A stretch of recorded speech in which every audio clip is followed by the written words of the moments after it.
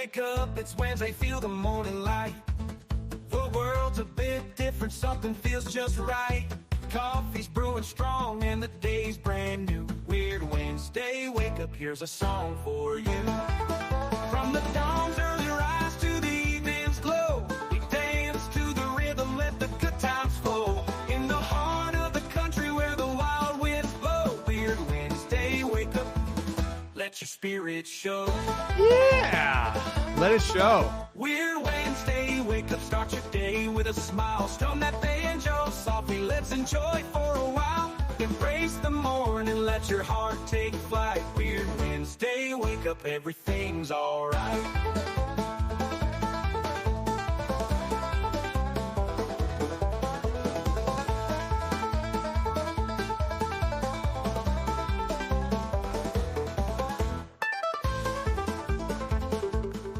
Welcome to Weird Wednesday, guys.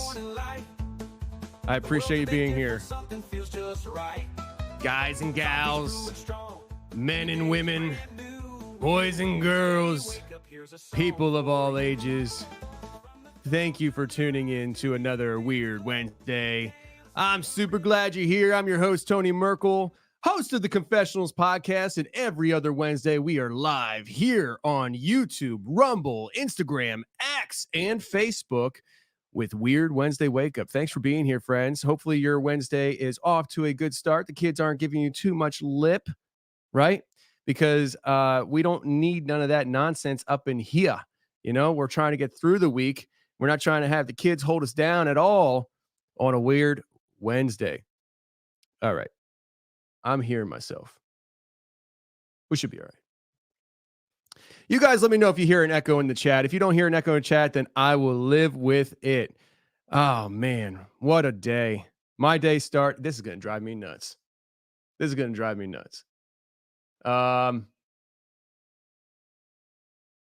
me 1 second here. We're live. I'm just going to have to deal with it. It's going to drive me nuts. Let me turn my headphones up. That'll help me. Gosh darn it. We were off to such a good start, too. I felt great. And then I started hearing myself come through a speaker on the show here. Welcome to another Weird Wednesday, friends. I'm glad you're here. I'm Tony Merkel, and I'm frazzled.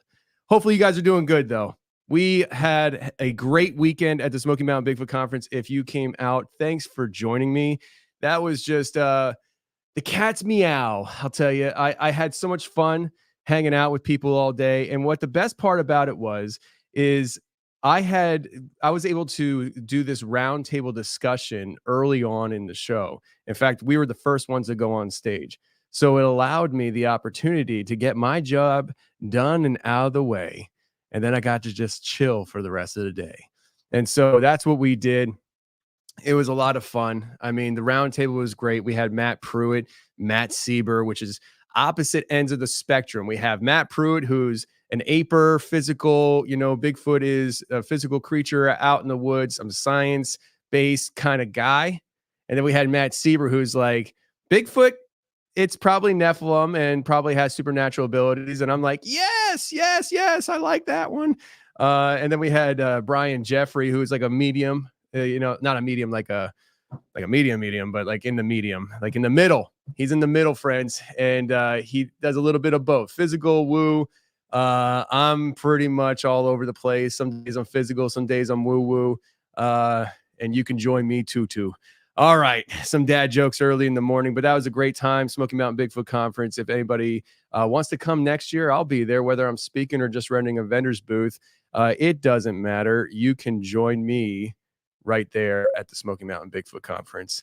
All right, friends, listen, we're doing studio renovations. That's why I'm sitting here at the table where I usually do in-studio guest interviews. We are changing Studio B.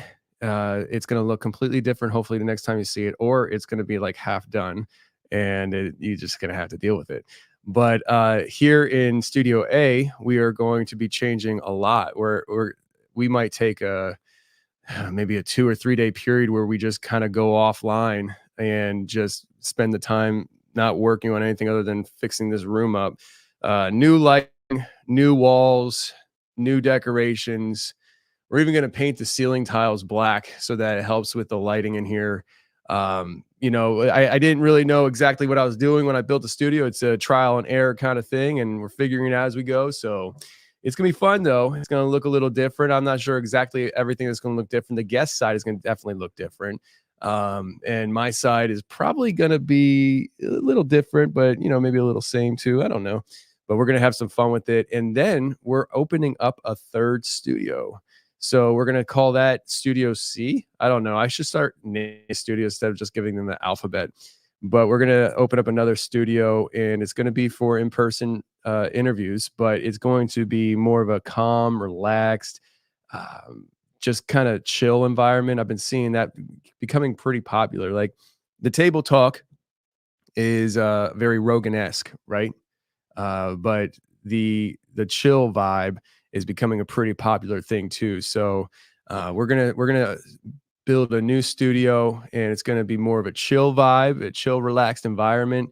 And you know, hopefully people enjoy the consumption of that content as well.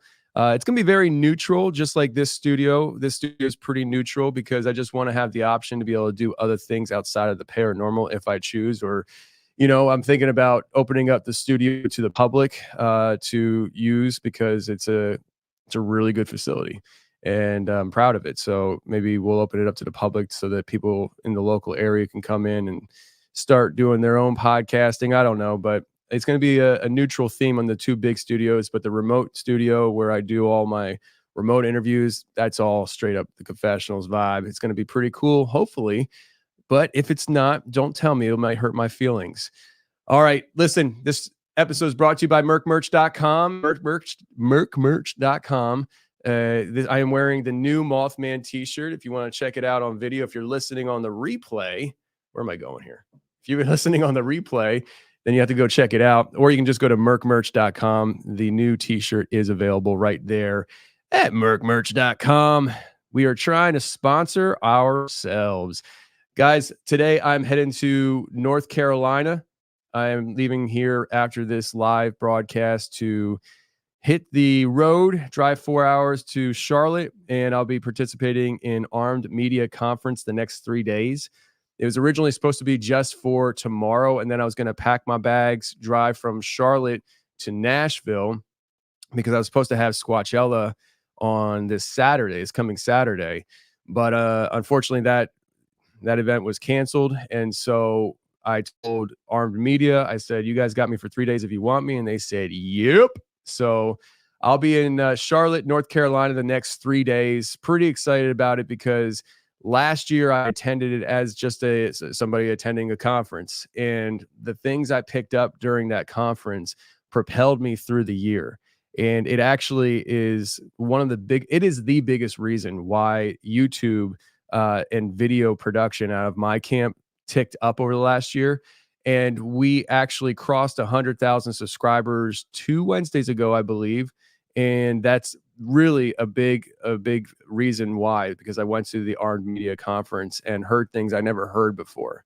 And I learned a lot. And so I'm really excited about going back this year. And they asked me to speak. So I will be speaking at Armed Media Conference. And I just got notification today that tomorrow, unfortunately, I'm going to be in North Carolina, but tomorrow, supposedly my YouTube play button, 100,000 should be getting delivered to my house, and we'll be bringing it in here and hanging it up somewhere for y'all. But thank you very much, everybody who's been tuning in and hanging out with us in the YouTube platform. It's been a grind, but we are very, very glad that we broke 1,000, and we're trying to break 500,000 in the next 2 years. I think in the next 5 years, we can hit 1 million. So let's do it. I can't do it without you guys, though. I need you guys to share the stuff. So last announcement before we get into things. And let me just tell you guys, I had different directions to go today with the show. I came in here around, I think 4. No, I got up at 4. I came in here around 5. And I started working on things. I had a very clear direction I wanted to go. I had the name pop into my heads, God's Gone Wild.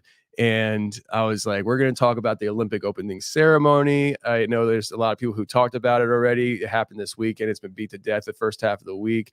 but I didn't have a chance to talk about it. And I thought we would kind of talk about it a little bit and, discuss. And the open phone lines will be here in a second. In fact, while I'm rambling, let me put this in the chat, guys. Let me just put that in the chit chat right there so you guys can call in. The link is there on Facebook in the comments section and on YouTube in the live chat. I will try to add it here on these platforms right now as well for you. So hang tight if you're looking for it and you can't find it.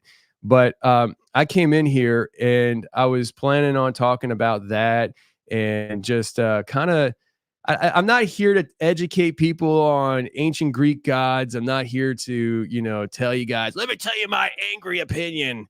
Listen, like at some point you got to stop getting angry about the stuff because it's just beat to death. Like, I mean, I mean, does anybody not expect these things anymore? If you're on YouTube and you hit refresh on your page, the link to join me live is in the description now. But I mean, it's one of those where, like we watch the Super Bowl for a reason, like everybody likes football. Well, most people like football. Some people like football. Let's put it that way. Some people like football, but everybody watches the Super Bowl. But why is that? Why does everyone watch the Super Bowl? Because the halftime commercials and, it's a ritualistic thing, the game.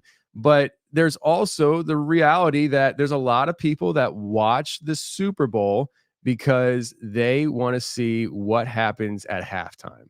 They want to see, the performer, but the underlying messaging that happens at halftime.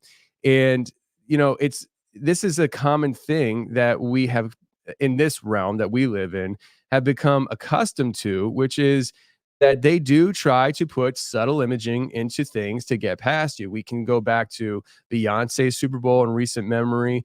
She had a lot of imagery, the goat head for the stage. If you turned your head and looked at it right and winked one eye, you'd see it. But it's like, well, if you do that, you're just kind of exaggerating. No, they build it that way. They want to put it in your face in a subtle way so they can say, I told you so, when they do things. And so when you look at the last, 10, 15 years of performers at the Super Bowl, you're probably hard pressed to find 1 year that the performance wasn't riddled with conspiracy when it comes to the esoteric nature of the performance. And, I think there was Katy Perry did one and she was kind of off the hook. Probably all started when I was a kid. When I was a kid back in the day, probably in the year 2000, Justin Timberlake ripped the shirt off of Janet Jackson and showed her boobies on stage. It was kind of crazy. For those times, I was like, what? I was like, oh no, that's the first time I saw that. But anyways, it was kind of nuts. And when I see these events going and stuff, I just assume there's going to be things that happen, and I imagine you guys are probably in the same vein. And is it disturbing? It is disturbing. Do you get upset?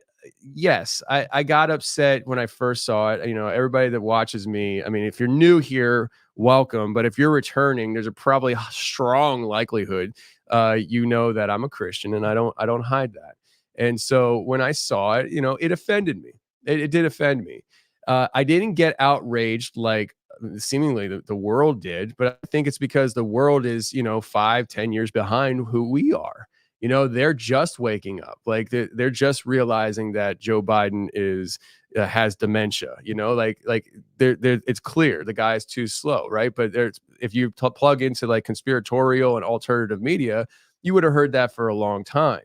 They just went through 2024 years ago. 2021 they were still questioning things. 2022 they felt comfortable saying, I think there's something going on here, guys. I mean, we've been telling you this for 20 years. So to expect the world to react any other way, no, I think this was pretty much on par for the course. But for me, I was just kind of expecting it, and I didn't even watch the opening ceremony. I was at the conference, so it wasn't even on the menu of options for me. But when I did see some of the stuff in the beginning of the day on Saturday, and I think it was Saturday, it had to be Saturday. I was in the hotel room. So when I saw some of the clips going around, I was like, oh, that's wild, because it wasn't even like subtle imagery. And I saw there was an apology, and I half listened to it. But she the I guess the director or the person in charge of the ceremony, not the director of the ceremony, but the person like in charge of putting things on was like, oh, we're so sorry, we're sorry. It didn't seem like they were too sorry. And I think it's probably a lot to do with the fact that you know I think they're past the apology stage. I think they're past the hiding certain things, and they're more full blown into, we don't care what you think. But I'll tell you what I thought right off the jump. When I saw that on Saturday morning, my brother was there with me. He was helping at the event. Shout out to Jack. Oh, and by the way, I wasn't going to put this in an intro because I knew Jack would edit it out, but we're live, sucker. And so we're going to talk about it. Hey, lady, there was a lady at the conference who was probably around Jack's age, I assume. I don't know. I didn't get a chance to talk to her because she wasn't there for me. She was there for old Jack.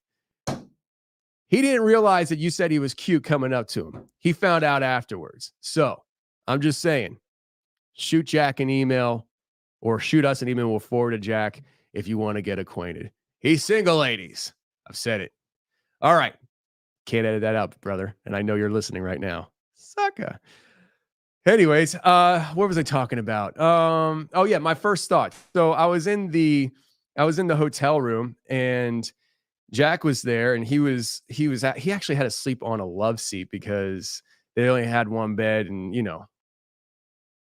we don't play that. So I got the bed because I'm king, and so I got the king mattress, and Jack got the love seat, and he barely slept all night. And when I opened my phone up and I looked at that ceremony, just randomly, my first thought was, this is a summoning ritual. And this is probably went from a celebratory ritual to a summoning ritual. It probably went from a celebratory ritual to a defensive or offensive ritual. And what I mean by that is, I think that they had this planned, right?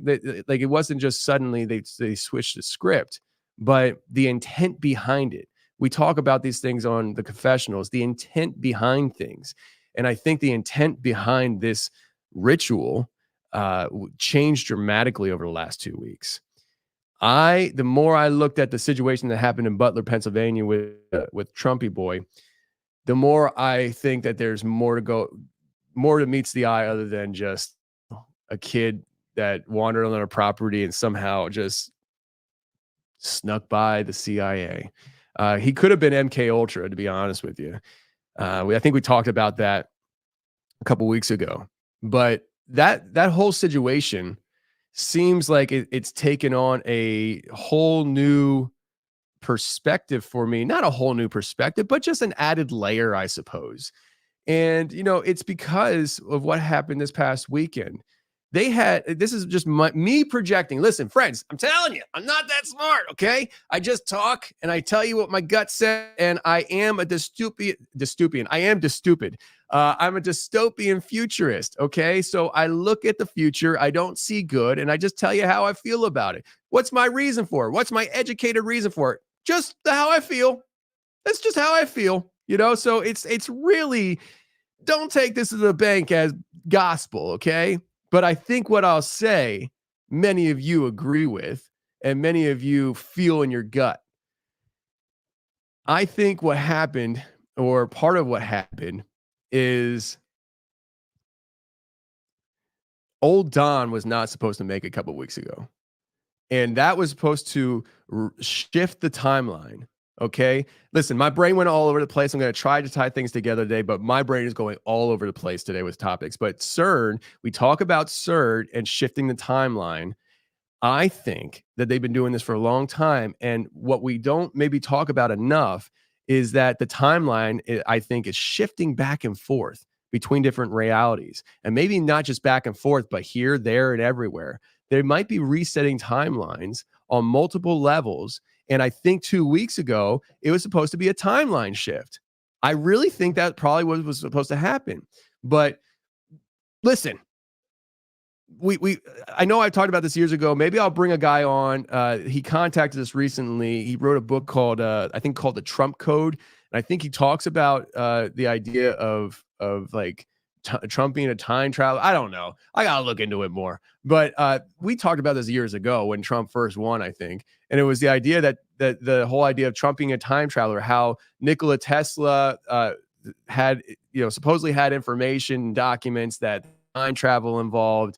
And Trump's own uncle, John Trump, was the one in charge of confiscating and going through that material. And he's like, nothing to see here. And then we come across Ingersoll Lockwood, I think his name was. He wrote a book called The Last President. And it's about this guy, Trump, who has his castle on Fifth Avenue in New York, which is where Trump Tower is. And this book was written before Trump breathed any breath of air. And his son, Barron Trump, I think it was, had it was called Marvelous Journeys of Barron Trump, or so. I don't remember. It was like so crazy how in line with things were, And so could Trump be a time traveler? And he saw this coming. Shout out to Larry Sharp for becoming a channel member. Thank you, sir. So could it be that there was a timeline shift, that there was like this offensive defensive thing happening 2 weeks ago? And I don't know. I'm just talking Marvel stuff now. Marvel at me as I talk about Marvel. But I think that the timeline was supposed to shift a couple of weeks ago and it didn't. However that played out, I don't know. And so I think what happened here this past weekend was a summoning ritual in an attempt to shift that timeline again. I think it went from being a celebratory ritual of defeat, of conquering, that they conquered the timeline, and it is now you are ours, and there is no need to hide. We are going to tell you what we are and who we are because we have defeated you. Imagine 2 weeks ago if that execution would have happened. There would have been chaos throughout the world. They would have still had the Olympics, almost certainly, unless we were in World War III and just wasn't safe. Like almost certainly, 2 weeks later, they still would have had the Olympics after that was fresh in everybody's mind. And so what would have happened was it would have been this same thing you saw, only it would have been a celebratory ritual, putting it in your face. Look what we did. Look who we are. And we are going to tell you exactly what we're going to do to you. And right in your face, there's nothing you can do about it. But I think what happened was that they went on the defensive, offensive, however you want to look at it. And they probably shifted gears with their intent to make it a summoning ritual. And they had the perfect cast of characters to do it. They had the perfect cast of characters to do it. I mean, not the perfect, like in all honesty, if you really want the perfect cast of characters, you got to have Beyonce in there, maybe a little bit of Jay-Z, but of the music that they played and the people that they had, two of the people, the other people, I don't know who they are. I didn't have time to look at them this morning because I went down so many freaking rabbit holes this morning. I hope I have something to talk to you about. Maybe I'm doing a good job now. Give me a thumbs up in the chat if I'm doing a good job. Thumbs down if I'm not. But if you're giving me a thumbs down, come on, man. I'm trying here. So if you really want the best cast of characters, and I'm just riffing with you guys. I really don't even know what the heck I'm saying right now. I'm just talking. I'm not even really looking at my notes. But if you really want a good cast of characters, you got to throw Beyonce in there, right? Maybe a little bit of Bill Gates from 1992 dancing on stage. Something like that. You want the good stuff. But when you have Celine Dion and you have Gaga doing musical performances, you can read into that, my friends. Outside of everything you saw. Listen, that got beat to death this week. We'll probably hit on it. Why not? We're probably going to hit on it a little bit. But that really did get beat to death this week. And I kind of thought that people would talk about more about the musical performances, but maybe they are. Maybe Isaac Weishaupt is doing his whole thing, and maybe Juan from 101 podcast is doing his thing. I'm sure they are, and they're going to do it better than me, by the way. So check out their podcasts. But who do we start with? We're going to start with Gaga. And here's the thing, friends. I'm going to be 100% transparent with you.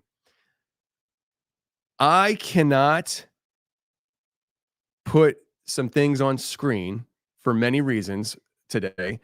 But the video that I'm going to, I just got a text message from Jessica. I'm a recruiter at VM Agency. I'm tired of these scam texts, man. These like spam text messages. Whoever has my number and keeps putting that stuff out there, stop it. But what was I talking about? I'm sorry, I got distracted. Let me put that on just do not disturb here so I don't get any more sidetracked. So I can't share with you what I want to share with you as far as the Gaga, or not the Gaga, the Celine Dion video because of copyright stuff. I have 2 copyright strikes on my channel right now. Oh, for what? That's what I said. For what? Stupid nonsense I'm not even going to bother telling you about. It is what it is. Is it a copyright strike? I guess.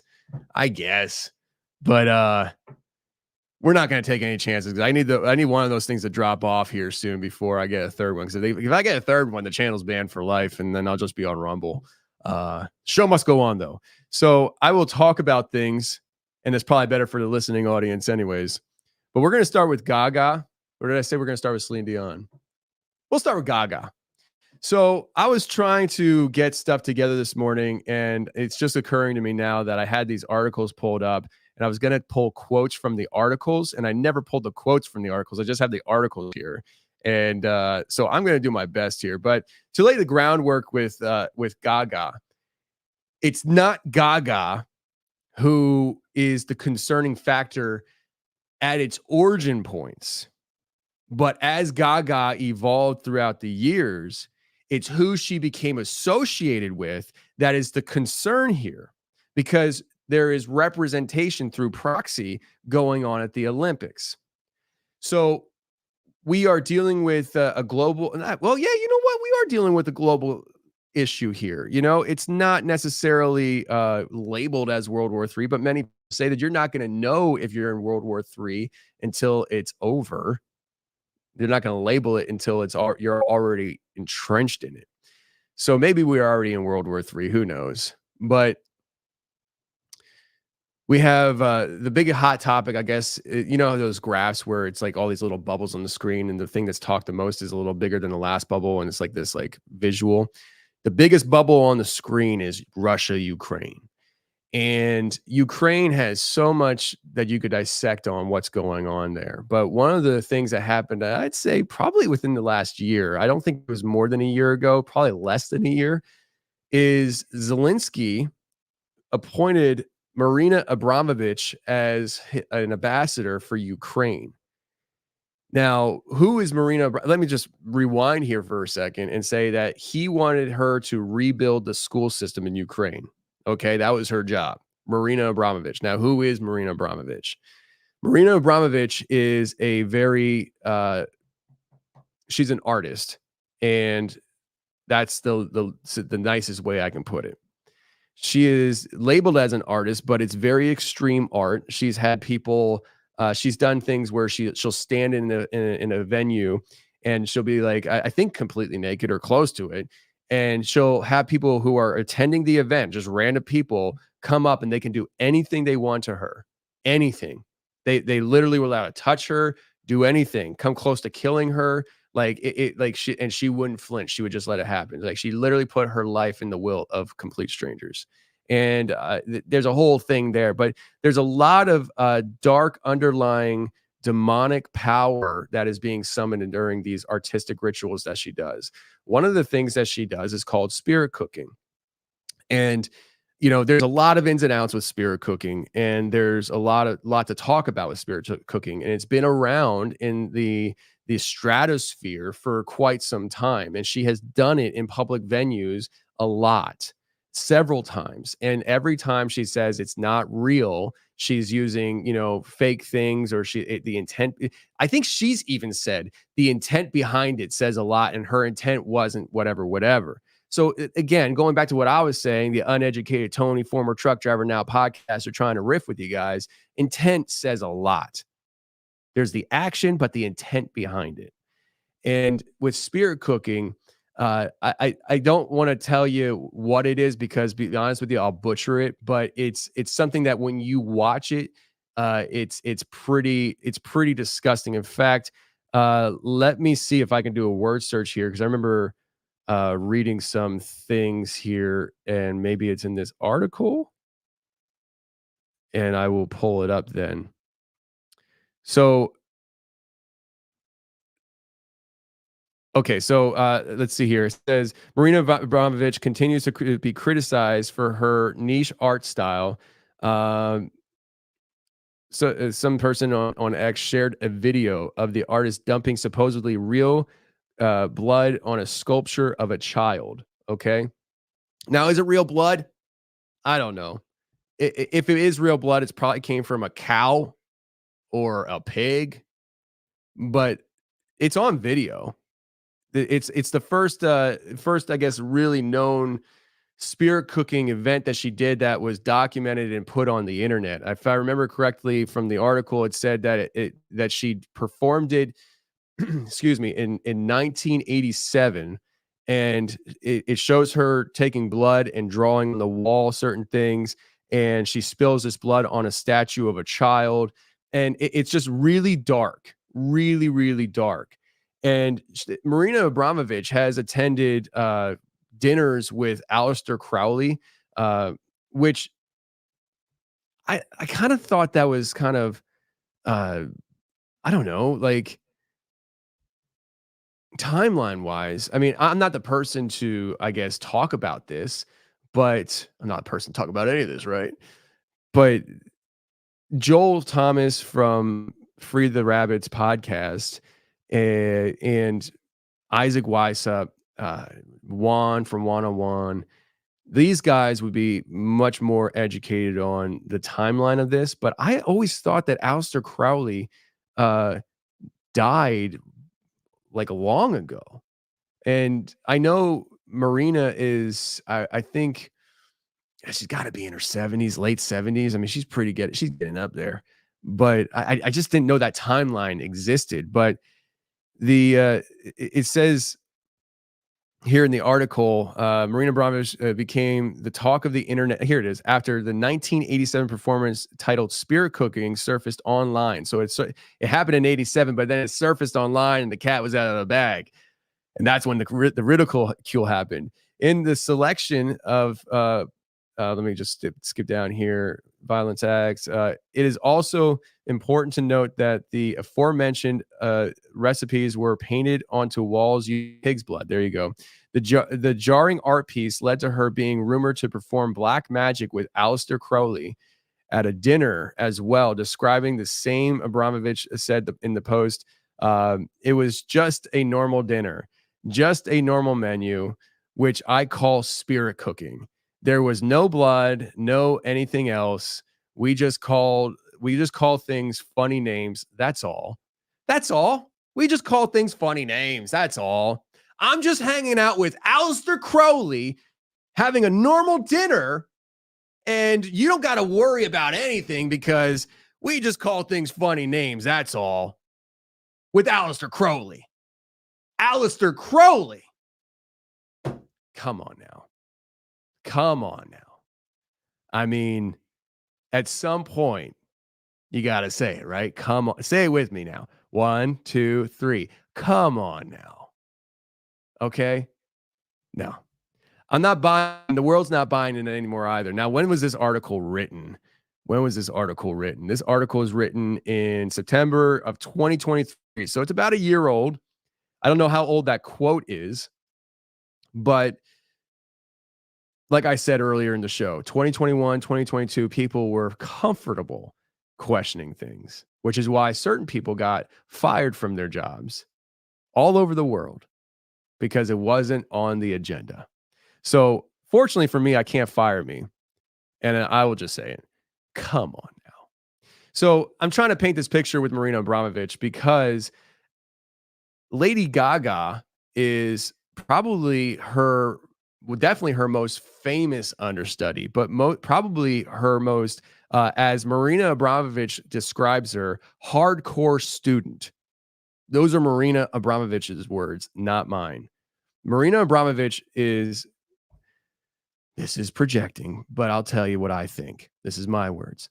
Marina Abramovich is a witch. She practices dark magic. She does the dark arts, and she associates with people who are highly questionable, like the Podestas. Let me see if I can find a list here. I had a list here. Let me see here. Find Clinton, because Clinton is one of them, of course, right? It's the Clinton. It's the Clinton. Here we go. She's friends with the Clintons, the Rothschilds, Podestas, Gates. So she's associated with all the people that we say, I don't trust you. And for that reason, it's highly questionable having Lady Gaga in the mix, right? So Lady Gaga, I think back in 2010, went to Marina Abramovich and told her, I basically adore you. I want to be your understudy. I want you to teach me everything you know. Enter into the dark world. That is probably happened before 2010, but I think in 2010 is when that conversation happened. And so what happened was Lady Gaga went and had a powwow for, I think, about a month with Abramovich, where she trained her breathing techniques. And I think they even filmed this. It was on one of Abramovich's websites. I don't know if it was for sale, like you had to pay for it or what, but it was a training session of Lady Gaga in the mix. And she was doing all this weird stuff, like these hums, and they put her out in the woods, blindfolded her, completely naked. That might be a lie. Somebody fact check me on that. But she was blindfolded out in the woods, doing these rituals, learning this, what I would say, magic. Magic isn't always sexy, but there's a real thing when it comes to the position of your body, the intent behind the position, the intent behind what you're saying, what the tones are around you, the frequencies, to do certain things, summon certain things. These people are summoning dark entities, friends, and they've been doing it for a very long time. And Lady Gaga has been an understudy for Abramovich for a very long time. So the fact that Gaga was at the Olympics during the Dionysus, I think is how you pronounce it, whole shindig, with the blasphemy with the whole Last Supper. Oh, well, was it Michelangelo? Was it Michelangelo that did that painting? The artist that did that painting, he was mocking it. I heard that, and I get it. Like the painting literally itself was a mockery. But it doesn't overstep the fact that it's a depiction of the Last Supper, and we all know what it has been historically associated with, and what light it's been associated with, and what happened there. Let me just put it this way: you can go down the rabbit hole of all the craziness involving that whole ceremony. If you look at specific stills that have been circulating around of the Last Supper during that ceremony, you'll notice several things that, if you look hard enough, you'll see. One, there's a child. The children constantly come up in these situations, whether it's Marina Abramovich spilling blood on children, whether it's the children being manipulated in certain things, whether it's I forget what my other example of that was, but children constantly pop up in this. Okay, don't even get me started on the history of certain people that I mentioned that Marina Abramovich associates with. I gotta figure ways to do word soup here, friends, live. But you can also see the positioning of the people in these pictures. And what their positioning is typically opposite of what the actual painting shows. Now, I know it was a video and the people were moving around. I've seen the video. You don't got to tell me it was a video and people pick and pull certain stills. But again, intent, putting things in front of you, coding things. There are certain stills that it seems like almost everybody is doing the opposite, whether it's the opposite physically with what they're doing physically or the opposite of what the people were there. I mean, maybe we'll get to this here. Hopefully, we'll get to this here. I'm trying not to make this show too long because I got to drive today. But hopefully we get to the point with Dionysus and some of the things he's involved in. But everybody on that stage represented female. Everybody. And that is a strong nod to Dionysus. But it's also inversion because everybody on that stage, I think, I don't know if everybody was on that stage, but there were some people on that stage who were inverting their biological sex from birth. And so the whole depiction is inversion, which is a very satanic thing that happens a lot. And when you have the eyes to see it, you see it. And I think that has probably been talked about a lot with people, I'm sure. So we're just going to backtrack off that and get back on to these artists. Celine Dion is the other artist. Oh, that was the other example with children. So Celine Dion, as far as I know, there was 2 American artists that performed there. I saw a list of the artists, music artists, and I only recognized 2, and the rest of them I couldn't even pronounce. So I assume they were foreign from other countries that were representing their country. But we had 2 American. Well, no, shoot. I don't think Celine Dion is American. I don't think Celine Dion is American. American. Celine Dion is not American, I don't think. And I only say that because I've heard her accent. So she's somewhere else. Anyways, my point is this. Celine Dion had, I don't know when this happened, a couple years ago. I remember seeing a couple years ago. She had come out with a children's clothing line. I think it was a baby's clothing line. Babies were represented in the commercial for it, but let's just say a children's clothing line. And right there is inversion because the children's clothing line was a gender neutral clothing line. So it's like, and let me take that back. Actually, like I don't want to say that's inversion. It's just gender. It was a gender neutral clothing line. You could take the clothing and put it on any kid, and it would look good. Okay, let's just leave it at that because I don't want to say that's inversion because I don't think that actually technically is. There's unisex T-shirts for a reason, but the commercial. I wish I could show you the commercial. I just don't know. I think Jack. I was talking to Jack this morning.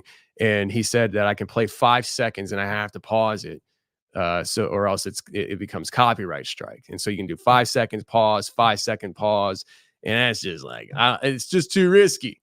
It's just too risky. So I'm not going to play it, but I will talk to you about what is in these images. And you can kind of check it out yourself. All you got to do, all I did was Celine Dion children's clothing commercial and it came up. You'll find it.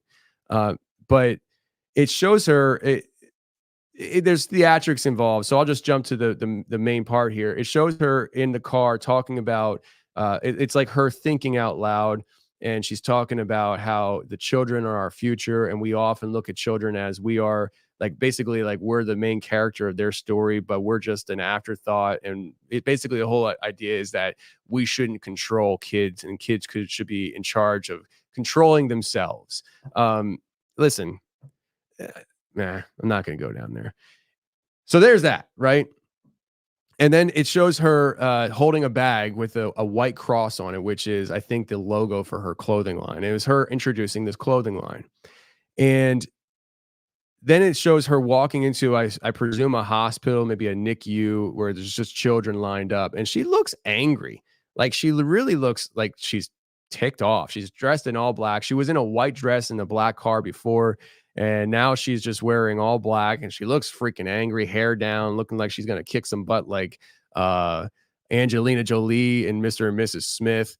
Like, that's what she looks like. Like, she looks like ready to rock. So she's walking in with this bag and she walks into this baby's room and there's blue blankets, blue blankets, pink blankets, babies, just beautiful babies. And, you know, it's happy. It shows the different sides of the room, and it shows the babies now go from being varied from pink to blue to the boys in the blue are on one side, the girls and the pink are on the other side. And it's this clear distinction that it's boy and girl. And this is where she performs her magic spell in the commercial. And she literally in the commercial changes these children to be gender neutral. This is the visual depiction of it. And she changed in the commercial. She pulls out a container with like these like black diamonds. Shout out to my buddy Black Diamond Guns and Gear. But she pulls out. I like promoting people, guys. I just do. She pulls out a handful of these black diamonds and she just blows them into the air over the kids. And the black diamonds turn into like this gold dust. And as she blows it over the kids, the room in a flash just snaps and it changes. And it goes from this bright lit blue pink room, happy baby, welcome to the world environment, to a black and white room. The white crosses are now lit up on the wall. They're like a hospital crosses, almost like the equal cross on every side kind of thing. And it's just everything's black and white now, which, mind you, I wear a lot of black. I think black's a great color to wear. It's very slimming. But I don't think these kids are very worried about the slimming nature of their bods yet. Just yet. It's only until later in life that we ruin them, right? But it shows that everything changes. There's a creepy doll in one of the babies. I almost said cages. What is this? Donald Trump putting kids in cages? No, we're putting babies in little bassinets, clear see-through bassinets. But in one of these bassinets, it's like a stuffy, and it's like this black stuffy with white eyes that look like they're glowing because they're so white on the black body, and these white fangy teeth that are coming out the top. It's scary looking. It's literally scary looking. Like, I wouldn't want to sleep with that, let alone a baby. And so it's this whole thing where it's advertising her clothing line. But as you look at this, all right, so all you're seeing is like, this is kind of creepy. This is kind of creepy. I don't know about what you're doing, but it's kind of creepy. And when they show close-ups of these kids, I'm trying to find it here just so that I don't have misremembering. But yeah, here it is. Come on, kid, get up there. There we go. Now, some of it can be the way you shoot it on camera. But some of this, when you look at it, you literally can see it's printed like that. There is a child wearing a white outfit and black stars on the outfit. Now, listen, I know stars mean many things. I know Christians back in the day took the star and had the representation of Christ because of the 5 wounds that he was inflicted upon or had afflicted upon him. And so each point of the star represented that. I get it. The United States has stars. Everybody has stars. The Republican Party has 3 stars on their elephant that just so coincidentally in like the year 2000 got inverted to a pentagram. Very interesting. Very interesting. I don't know if they changed it back. For a while, the only thing that changed on the logo was the stars were turned upside down. You know? I don't make the rules, friends. I just tell you what they are. But on this baby's in the commercial, there are clear prints of inverted stars on the clothing, pentagrams. I'm trying to draw a picture of inversion. I'm trying to draw a picture of the connection to the Olympics here through, whisper down the alley. It's a domino effect. It's not always right the first thing you see. It's the underlying thing behind it. There's a reason why Celine Dion was there. There's a reason why Lady Gaga was there. And I'm willing to bet if we look into all the other people I had no idea about, most of them, if not all of them, have sketchy things. I'm willing to bet it because, again, I believe that this was a summoning ritual meant to be a celebratory ritual 2 weeks ago. It was the same thing that they had planned 2 weeks ago, but the intent behind it changed. So, man, I hope you guys enjoy this stuff because I may not last much longer on YouTube. I think I'm keeping it within the lines. Like I'm just talking. But the next baby in this commercial is, and I'm looking at the video on YouTube, I'm just describing what I'm seeing. But the next baby in this commercial that they slide over, the camera pans over to, is a baby wearing all black instead of all white. And instead of stars, there's words on the baby's clothing. And all it says is New Order. Oh, the New World Order. Those conspiracy theorists, they're going to start talking about the New World Order.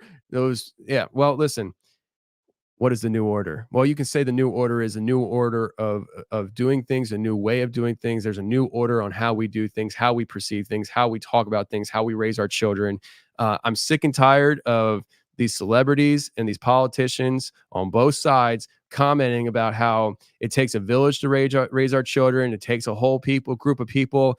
Back off my kids. Don't talk to my kids. Don't look at my kids. Leave my kids alone. They're my children. They love me, not you. I'll raise them. Thank you very much.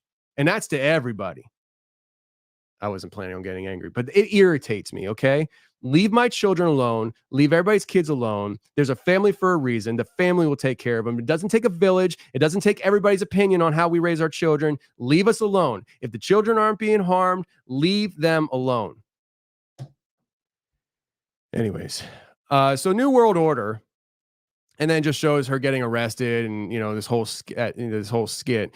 But there's a lot of subtle underlying imagery that is being projected in this commercial. Again, the two artists that I knew of that's jumped off the page at me right away with this thing were very interesting selections. I mean, like I said in the beginning, why not Beyonce? Like, why not Beyonce? Like, let's just go all in. Maybe Beyonce's beyond it now. Like Lady Gaga is not a high, well, maybe she's a high priestess, but let's just put it this way. Lady Gaga is not higher than Beyonce in the dark order of things. And Celine Dion isn't either. Like, she's over the hill kind of thing. The best years are behind her. But Beyonce, maybe Beyonce's like, nah, I'll sit this one out. I'll send my minions. And we'll talk about minions here in a second, because Dionysus had, I don't know how to pronounce what they called it, but let's just call it minions. And they were all female. Very interesting stuff, the parallels. So let me see here my notes real quick. I have the golden calf here. There was a golden calf. We could go into that in the biblical references. I think it's Exodus. Let me look it up here. It was Exodus 32. Yeah, Exodus 32. You can look that up on your own. But Exodus 32, there's a whole thing talking about the golden calf and what that means. We're gonna skip over the Last Supper creation because it's been beat to death. Let me mention this. So the people that are talking about the other aspects of this, and specifically the woman that was headless holding her head singing, it was very like evil looking, right? Supposedly that was a depiction of the French Revolution, and so that was the intent and meaning behind it, at least publicly. But when you pair it with everything else, it almost takes on a double meaning, and they love their double meanings, don't they? Yes, they do. Yes, they do. Say with me now. 1, 2, 3. Double meaning. Yay. So let's get it on to Dionysus, because I think I'd be remiss if I didn't bring him up a little bit at least here. But also, I want to talk about CERN real quick, because this is where my brain started melting this morning, because I forget what I even talked about. Oh, the timeline shifting with CERN, right? And I was talking to you about this timeline shifting earlier in today's show. And it got me thinking about CERN, man. Like, and I don't even know if this has anything to do with today's show, but let me just get it off my chest. Like, CERN is like the gift that keeps giving. Like, the more you think about it, the more ways you learn, the more ways your brain sees it.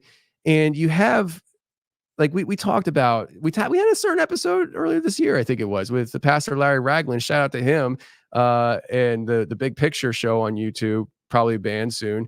But I'm actually having dinner with him tonight in Charlotte. So I'll tell him you all say it. But he and I did a CERN episode, and I'm sure we talked about the statue of Shiva, the mock sacrifice that happened years ago. Like, this is stuff that has been happening on governmental world stages for a long time. Everywhere you look, where there's a organization that seems to be doing things for this new world order type of environment, whether it's searching for God particles, or it's the World Economic Forum, or it's the Super Bowl, they all have these weird things that they do that makes you just look, surely there's an explanation for that. Surely it can't be what I think it is, because, they're really smart people. Why would they do such things?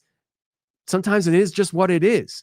And you just have to put on the right lenses, have the eyes to see it.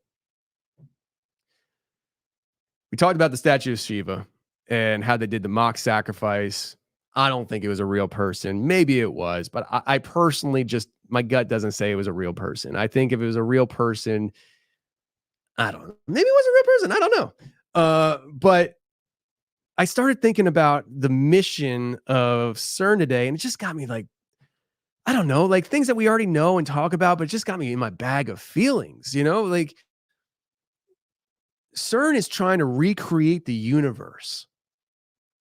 And it's science trying to recreate the universe.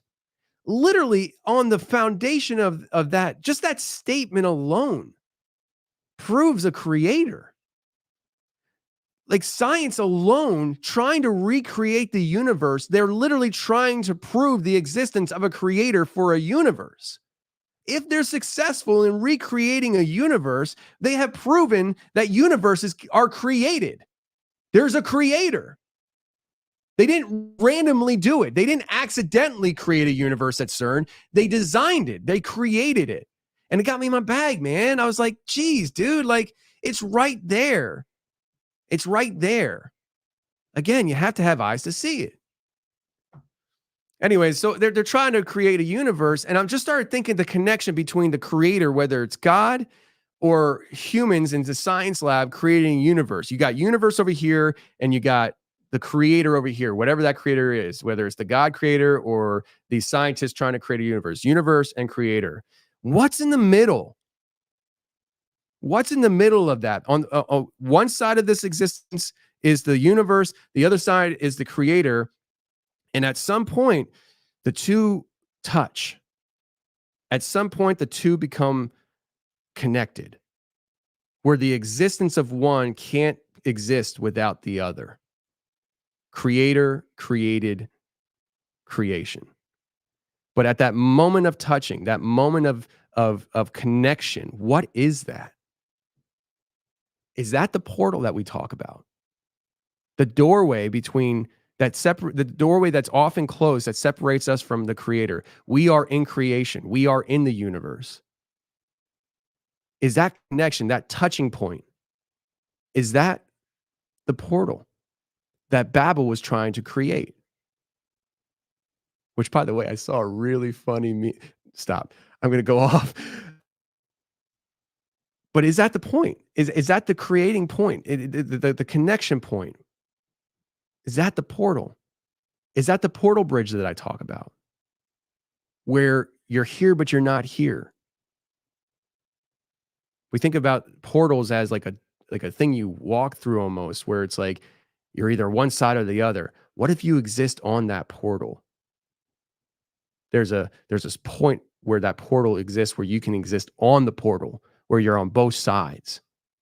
And when that creator and universe touch, is that the portal? Things that I think about at 5 o'clock in the morning, So, anyways, I just had to get that off my chest, So here we go, kids. Let's get back on topic here. Dionysus, yes. Greek gods. Gods gone wild. Let's go. Well, listen, I don't know. I looked around, not very hard. I'll be honest with you, not very hard. But I couldn't find any references of Dionysus painted blue or looking blue. But my wife, when I got home on Sunday, I was home Sunday, her and I were talking about it, and she's like, there's something to do with this blue stuff. Like there are weird characters throughout media and content and things that signify blue characters. And it's like, what is that? I don't want to go into that though, because that was my wife's thought, and she's smarter than me. So like, I wouldn't be able to relay the message. So Dionysus, let me pull up my text message that I sent to Joel, because I had all the screenshots in there. Joel, there you are. Let me scroll up here and reference points. There we go. Perfect. So let me go down here. So I'm just looking at Dionysus's, is that proper? Dionysus? Yeah, I think it is. His Wikipedia page. Dionysus, this freaking god of old, probably still exists today, has a Wikipedia page, and your boy don't. Somebody needs to change that. I'm just kidding. Don't change that, because I don't know what y'all are going to put on that thing. So One thing that I saw here that I want to point out, it says wine was a religious focus in the cult of Dionysus. Mind you, this is me talking now, not me reading for those listening. In 19, in 186 BC, the Italians banned this god of Dionysus. They banned it because of what it did. In fact, you know what let me do? Let me pull the demon machine real quick here, and see what it says. Who doesn't want to hear from a Nephilim trapped inside of a thing housed called AI?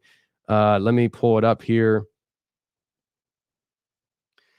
Did the Italians hold on a second. Did the Italians ever ban the god Dionysus? And if they did, why?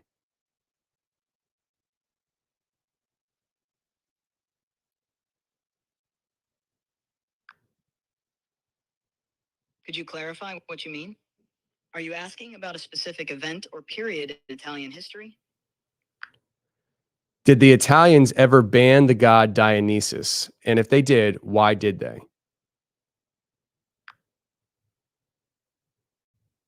Yes, the Roman Senate did ban the worship of Dionysus, known as Bacchus in Roman mythology, in 1806 BCE. This ban, known as the Senatus Consultum de Bacchanalibus, was issued due to concerns over the secretive and potentially subversive nature of the Bacchanalian rites. The Roman authorities feared that these ceremonies, which involved ecstatic dancing, drinking, and other activities, could lead to social disorder and undermine traditional Roman values.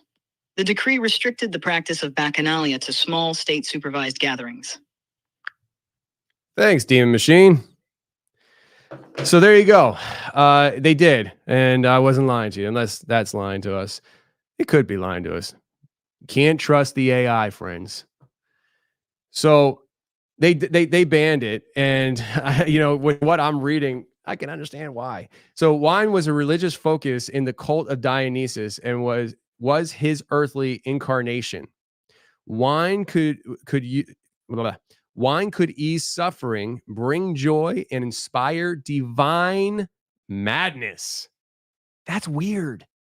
That's weird. Why divine madness? Why that description? Why the description of divine madness? To me, I wrote here, divine madness sounds like insanity through possession. That's what it sounds like to me. When I first read that on Sunday, I read divine madness. That's the first thing that came to me, that it sounds like insanity through possession, willingly bringing on the insanity through possession, divine madness. Festivals of Dionysus include the performance of sacred dramas enacting his myths and the initial driving force behind the development of theater in Western culture, aka Hollywood. The cult of Dionysus is also a cult of the souls. His maenads, I think it's called, you pronounce it maenads. I call them minions, and I referred to them earlier. Here's why. Dionysus is also a cult of the souls. His quote unquote minions feed the dead through blood offerings, and he acts as a divine communicant between the living and the dead. Read much. He is sometimes categorized as a dying and rising god.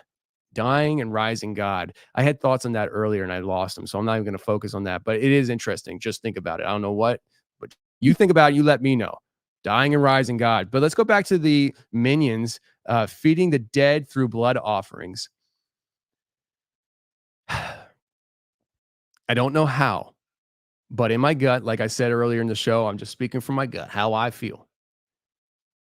I feel like feeding the dead through blood offerings has parallels with spirit cooking. I don't know how. Like I said, it's just my gut feeling. But what are these maenads? Maenads. What are the maenads? Or I call them minions, because they're pretty much the same thing. So when you click on that and you read it in the Wikipedia, which you can always trust, in Greek mythology, maenads were the female followers of Dionysus, and and the most significant members of Theasis, the gods of, I don't even know what that word is. So they were female followers. They were the minions. I think that's just, take it as you want, but you have Dionysus doing his, listen, I'm really glad my kids didn't watch it. Like, you know, like he was really exposed. And he's doing his gentle dance. And bro, like seriously.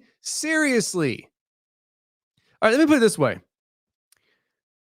I haven't gotten out much this summer. I haven't been outside much. My skin, it's gotten browner, but it didn't get that crisp look that I can get during the summertime. You give me about 5 hours out in the sun, I'm crisp. I'm extra crispy all summer, right?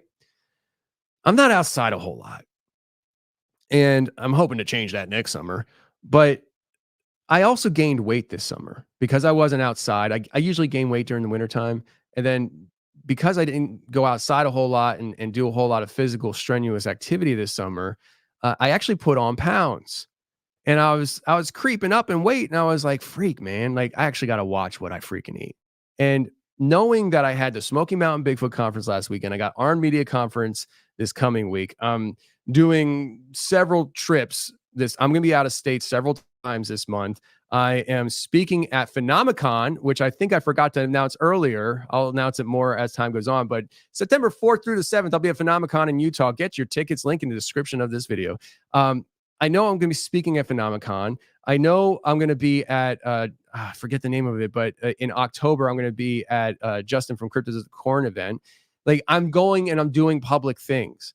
So I'm like, bro, you need to trim some of that fat around so you feel comfortable with yourself.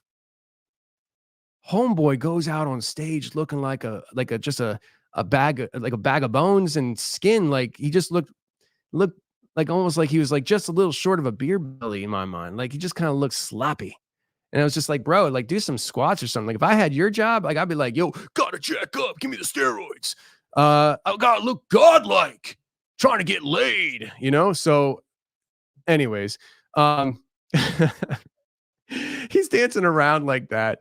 And he's doing it on stage in front of a mockery of Christ and the Last Supper. They say it wasn't a mockery. It was a mockery. Okay. It was a mockery. No matter how you cut it, it was a mockery. We all know what the Last Supper is and what it stands for. And all the people on stage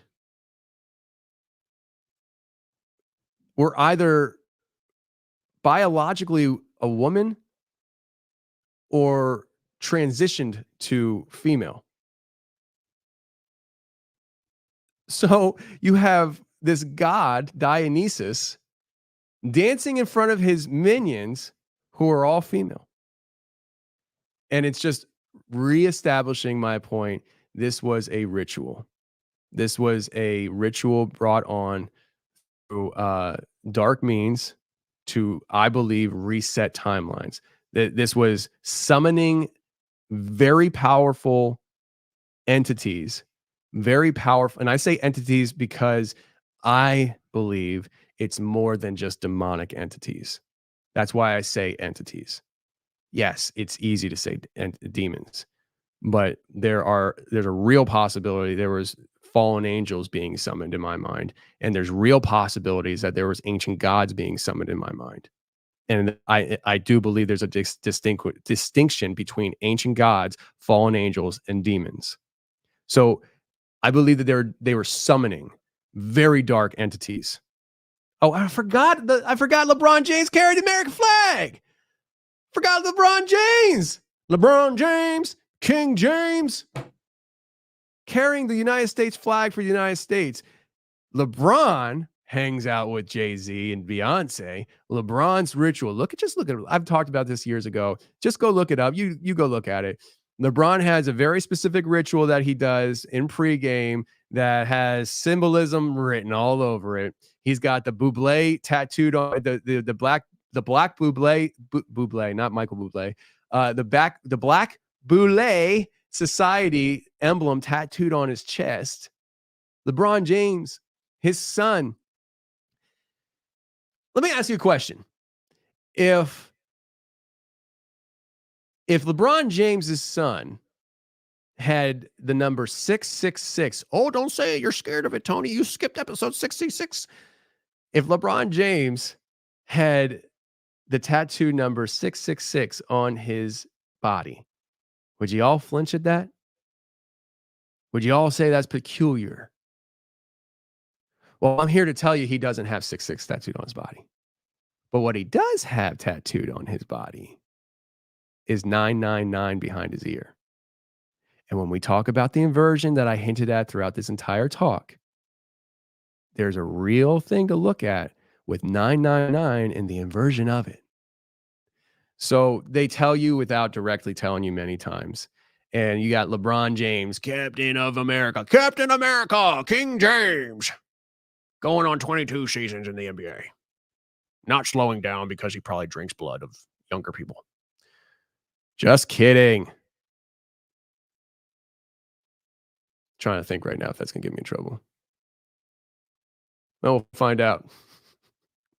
We'll find out. Hey, listen, guys, if at any point this channel gets taken down, know that I didn't do it. Just go find me on Rumble. That was the one big thing that I was worried about. I was worried about doing live videos that I don't have Jack being able to edit out certain things that I say so that it's friendly on YouTube. Oh, well. 400 people watching this right now. If you're on any platform watching this, please go ahead, do the free thing and just hit the like button. I'm not asking you to share it. I'm not asking you to like what you're hearing and seeing. Just hit the like button because I earned you to hit play. I earned that. You hit play, so I earned the free like. Anyways, so Dionysus dancing, all that stuff. I didn't even talk about the pale horse. It's all right though. We'll pat. Those are obvious things, right? In Revelation, the pale horse. People talk about that ad nauseum. So here's one for you. So remember how I said that it was saying here. Where is it now? So I can just repeat it for you. For those tuning in. Oh, I'm on the wrong page. There we go. Festivals of Dionysus include the performance of sacred dramas enacting his myths and the initial driving force behind the development of, oh, that's the wrong one. Oh, here we go. Wine could ease suffering, bring joy, and inspire divine madness. And I said about, the possession side of it, right? What is the divine madness? And I suggest that it is, let me pull it up here. Insanity through possession, willingly insanity through depression, willingly bringing that on. It also says here, those who partake in his mysteries, the festivals, like what we saw on TV, what it was talking about here. Come on, pull it up, sucker. Wine could ease suffering. So the drinking of wine, the religious focus of the cult Dionysus, wine was the original religious focus of the cult of Dionysus and was his earthly incarnation. So he's being incarnated through wine. Okay, let me repeat that for you. Wine was a religious focus in the cult of Dionysus and was his earthly incarnation. Wine could ease suffering, bring joy, and inspire divine madness. So if wine is the vehicle of his earthly incarnation, and wine, the effects of the wine were ease suffering, bring joy, and inspire divine madness. That inspiring of divine madness could be willingly taking on the possession. Insanity through possession. And then it says here, those who partake in his mysteries are believed to become possessed and empowered by the God himself. So listen, I just rattled off that stuff. Come on, you're reading into it. It said, well, you can't always believe in Wikipedia. Okay. I know you said you can, but you really can't. But it says here on Wikipedia, all right, those who partake of his mysteries are believed to become possessed and empowered by the God himself. So we had this giant ritual with tons of stuff going on. Lots of underlying symbolism with Celine Dion, Lady Gaga. We have the man himself, Dionysus, coming on stage, wagging it around in front of his minions and a child. And in his description here, it says, those who partake of his mysteries, everybody who was performing that ritual, everybody who watched it and cheered it on, everybody who willingly wanted that to happen, those who partake of his mysteries are believed to become possessed and empowered by the God himself.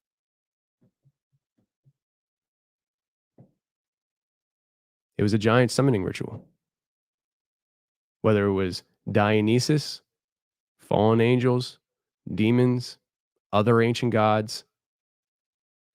I mentioned last week with the UFOs at the assassination that we are witnessing literally the spiritual warfare from the other side of the realm, from the other side of the veil, spilling over now. This is another example.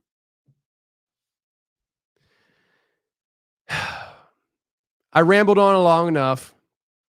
Hopefully I tied things together, or I made you think I'm crazier than you originally thought.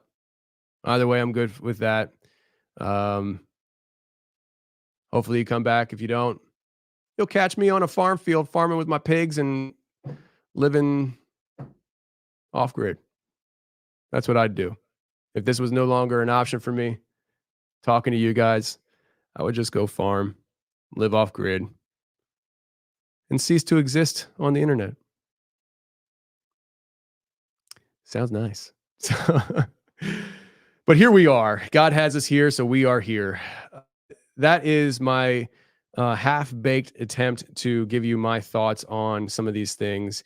And I had some random things here too this morning. So let me just hit on that real quick before we get out of here, because I just think it's stinking interesting. One, I woke up at 4 o'clock this morning, and I came in here and I opened up the good old Instagram, and the first thing I see is this reel talking about how, and I have nothing to say about this other than what the reel said. So like anybody who's heard of this before, has thoughts and stuff, please let us know. Let me know, because I don't know if this is Tartaria stuff, or if this is like clouds are fake stuff. My friend Shane Cashman over at Tim Pool's camp keeps talking about these fake clouds in the sky. I'm like, bro, the clouds aren't fake. And he's like, they're fake. And I think what he means by that is all the toxic and crap stuff that we're putting in the air and the things that we're doing, and that gets evaporated in the air. The clouds are now pretty much not what they're supposed to be. They're fake clouds. I don't know what he's talking about. He's a smart guy though.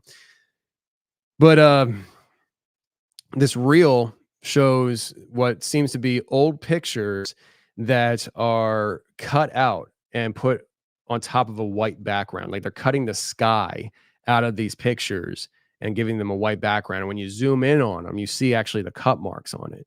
And I was like, that's interesting. Like I never saw that before. And I didn't even go and look to see if I could find an old picture that's like that.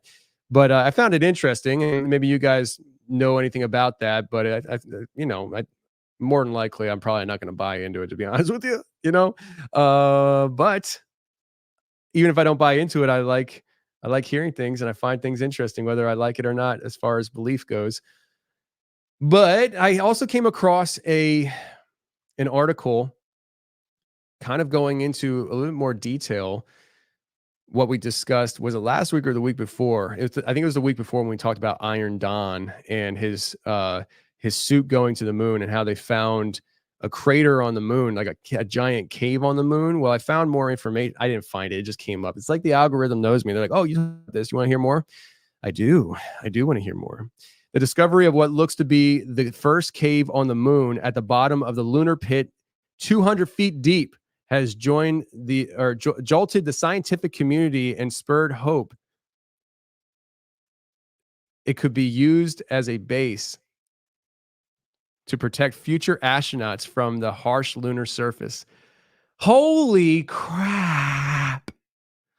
We've talked about these things before. We've had Tony Rodriguez on the show. I think it was like episode 91 years ago.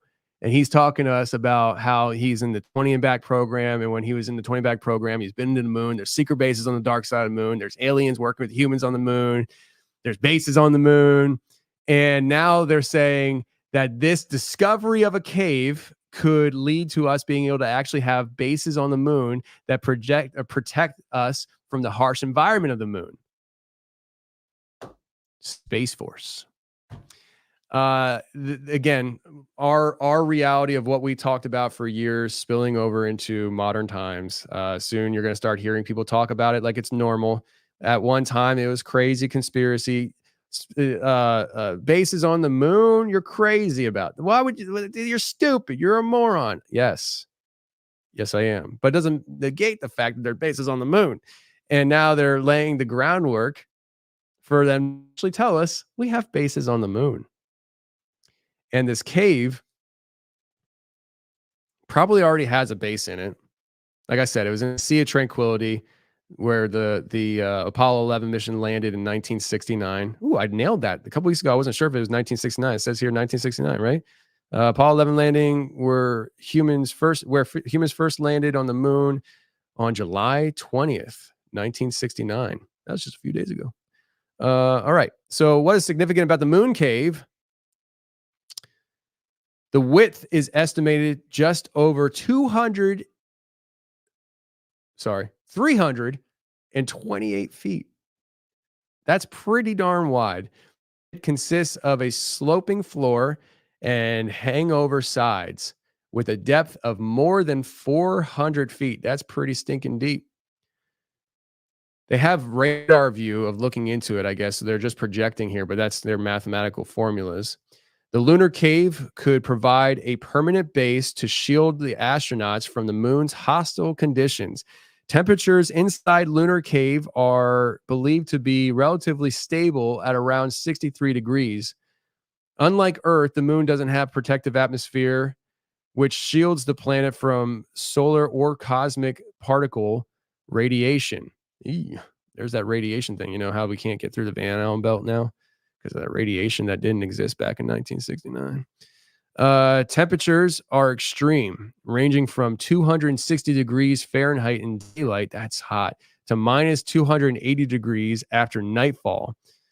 According to NASA's temperature, blah, blah, blah, blah, blah. In the permanent shadows of deep craters, like the one we're talking about, the cave, some as low as negative 410 degrees. So I don't know where they think, how they can get off with saying that the stable temperature conditions would be 63 degrees in the cave. But when they're talking about permanent shadows of deep craters are actually 410 degrees, negative 410 degrees, wouldn't the cave be in a permanent shadow, meaning that we're in negative 410 degree? But mind you, maybe the moon is not what we've been told it is. And maybe the core is warmer. And that cave is a ventilation shaft with the heat coming out and allowing us to have the 63-degree temperature versus surface craters that are constantly shadowed that would be having negative 410 degrees. I don't know. That's just the uneducated guess of a guy who's sitting here on a microphone. Thoughts, though. It's thoughts. Maybe they're already on the moon. They already have a facility up and operating inside the moon that gives off heat, and the cave system is already nicely heated to a comfortable 63 degrees year round. There are more caves located on the moon, supposedly. Now, that I find that interesting too, because well, actually it says pits here, lunar pits. I think they're laying the groundwork for them to come out and talk about how there's multiple cave systems on the moon. We exist on the moon, and that we have bases there. We operate there. It's a satellite station for us to launch to other places. And hundreds of lunar pits have been discovered on the moon. How many of those lunar pits are actually caves or have caves? I think it's very likely that that's the case, that there are plenty of other caves on the moon. Who knows how deep and far they go? Is the moon hollow? Turns out it is. So I just found that interesting. I didn't want to spend a whole lot of time on it, but it just turns out that they went into more detail about this, and looks like that is a pretty big cave. I saw somewhere here the when they landed in 1969 in the Sea of Tranquility. Let me see if I can find this real quick.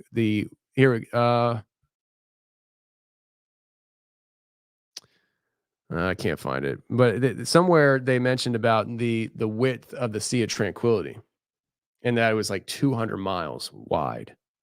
So that's a pretty big wide thing. So I suggested a couple of weeks ago when I talked about this, that like, how could they have missed this cave? If you're landing in the Sea of Tranquility and there's this cave in the Sea of Tranquility and you're exploring the Sea of Tranquility, how could you have missed this cave? You knew it was there. Well, maybe they did miss it. 200 miles wide. That's pretty big. There's a lot of land to cover, especially in a cardboard box. So maybe they just missed it. I don't know.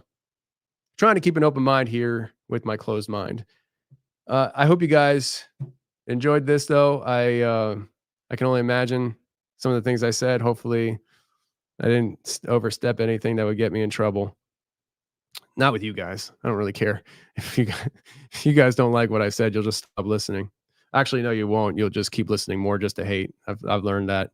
But no, I'm hoping that I don't really get in trouble with the YouTube because I'm over here trying. And I'm about to speak at a media conference. Wouldn't that be funny? I go on stage and I'm like, yeah, 2 weeks ago, we broke 100,000 subscribers on YouTube.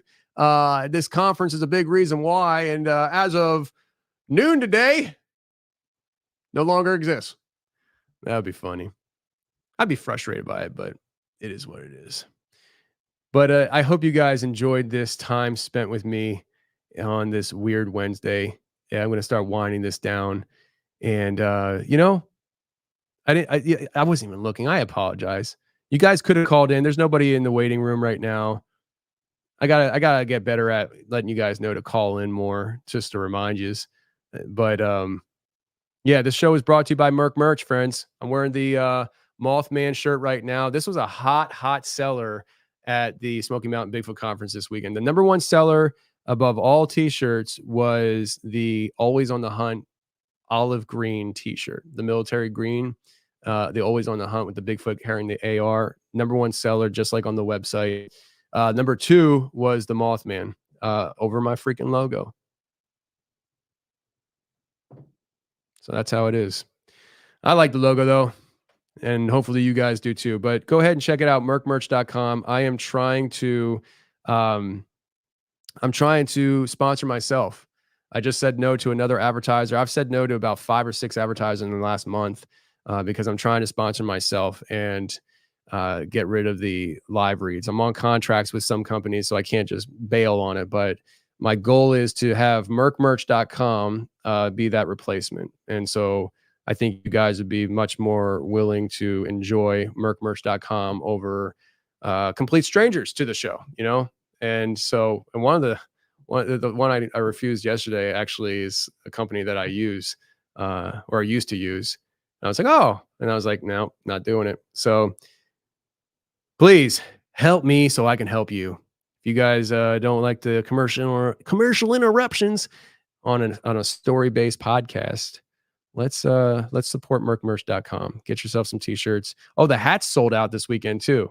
The hats sold out this weekend. That was pretty wild. I didn't expect that. I only brought maybe 10 hats, 10, 15 hats, because I was just basing it off the website sales. And man, I think they sold out in the first hour.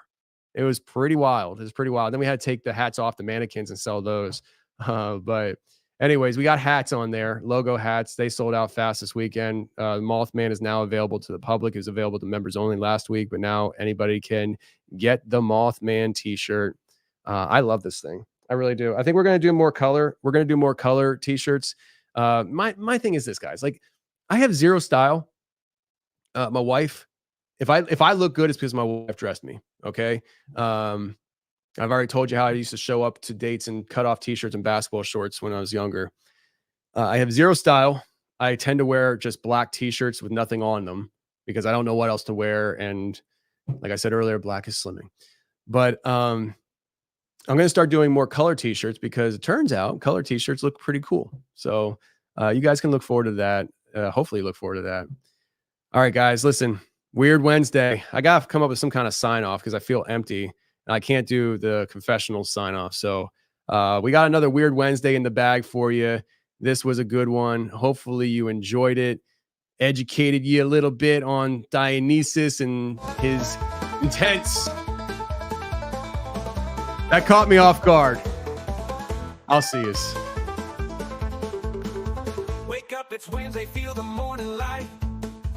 world's a bit different, something feels just right. Coffee's brewing strong, and the day's brand new. Weird Wednesday, wake up, here's a song for you. From the dawn's early rise to the evening's glow, we dance to the rhythm, let the good times flow. In the heart of the country where the wild winds blow. Weird Wednesday, wake up, let your spirit show. Weird Wednesday, wake up, start your day with a smile. Strum that banjo softly, let's enjoy for a while. Embrace the morning, let your heart take flight. Weird Wednesday, wake up, everything's alright.